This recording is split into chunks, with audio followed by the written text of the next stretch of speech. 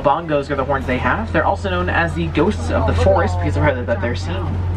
Also to the right-hand side, way back there is an okapi, dark brown animal, black and white stripes, their legs and hindquarters. Now, despite the okapi looking like they're a pair of zebra pants, they're actually not related to the zebra at all. Their closest known relative is the giraffe.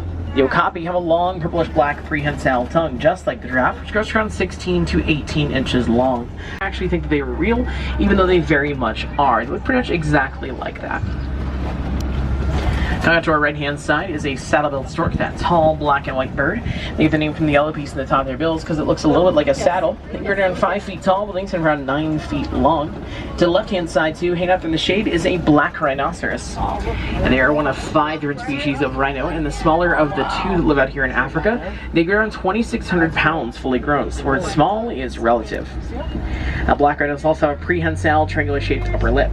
Prehensile means they can grab, so they use that upper lip. They are one of the tallest species of forest antelope. They grow around 55 to 50 inches tall just at the shoulder. However, only male graded radial horns, so you know, are all female. Not a lot of activity in the water quite yet, but there are a couple of vultures ahead of us. Those are good signs of finding some predators.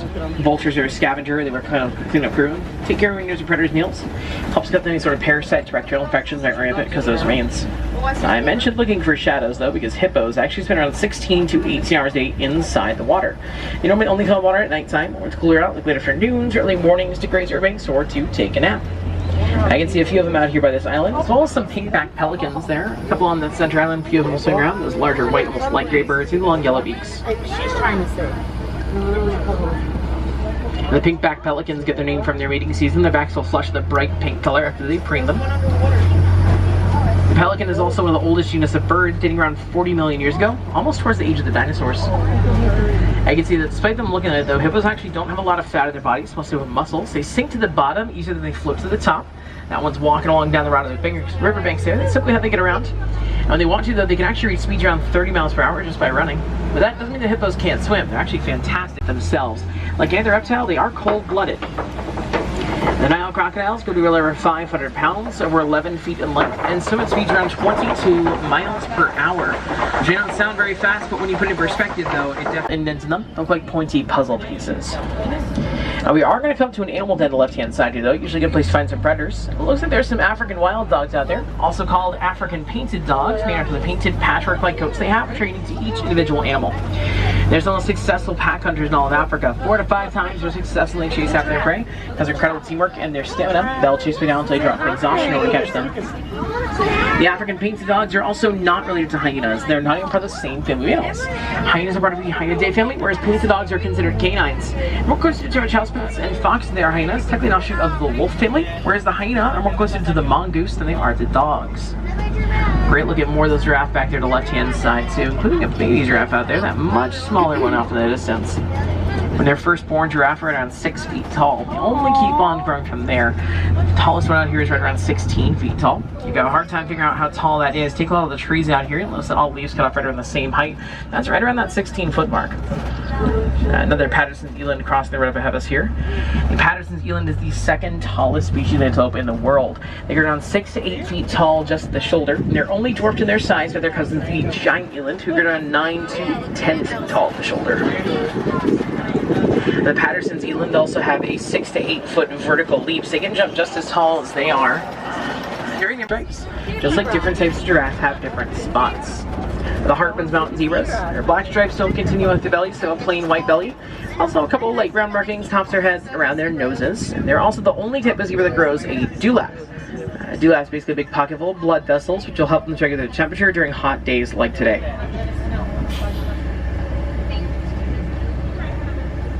It seems like that zebra was walking the road ahead of us here, so we might be picking up for a little bit of time here. The animals on the reserve do have the right of way, but it seems like we might be back on the move in just a second or two. Zebra's stripes are also unique to each individual zebra, a lot like a human's fingerprint. Within 15 minutes of being born, baby zebras will memorize them as stripes picked out from the dazzle. A group of zebras is called a dazzle.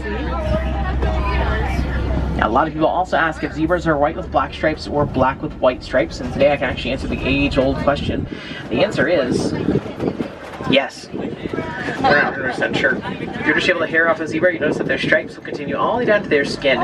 So we really don't know which one it is. The same thing also about tigers. Their stripes go to their skin too. each, but despite their small size, they can jump around 6 feet vertically and 13 feet horizontally. The Ankole cow reasons too. First and foremost, we are in Africa, and second of all, it's because their ears. The African elephant's ears are much larger than their cousin, the Asian elephant, and also shaped sort of similar to the farmers in Africa are also having a hard time bright pink coloring from their diet. They eat brine shrimp that are super high in mineral called beta-carotene. It's the same thing in carrots, makes them bright orange.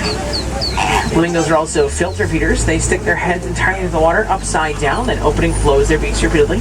That filters in the brine shrimp they like to eat, but to make sure the sand and dirt they don't want to eat stays on their mouths so that they don't have to eat that stuff. A group of flamingos is also called a flamboyance. A flamboyance of flamingos. A group of elephants is a parade. A group of zebra is a dazzle. Skin for the same reason elephants do: sunscreen, bug repellent, and moisturizer. Based on where you are too, you might find some white rhinos, which are 9 different in color than their The cheetah's claws are non-retractable, helps keep careful they run. They use their tails like a rudder to help themselves turn while they're running. And a few black teardrop-like markings are eyes and muzzles. Those are the same way that a pair of sunglasses works for a human. A much smaller one there, right next to his mom. I want to stay pretty quiet around rhinos, though. I know that one's pretty cute, but unfortunately, rhinos have pretty horrible eyesight. You can only see around 10 feet in front of them. They barely pass their horns. They actually rely on their hearing to sense their surroundings. And they can rotate each ear independently of their getting a full 360-degree radius of hearing.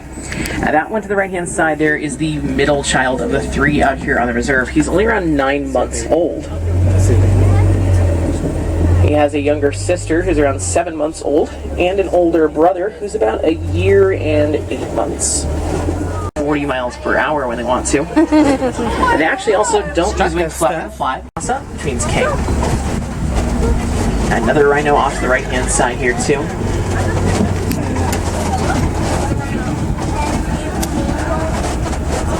A group of rhinos is also called a crash.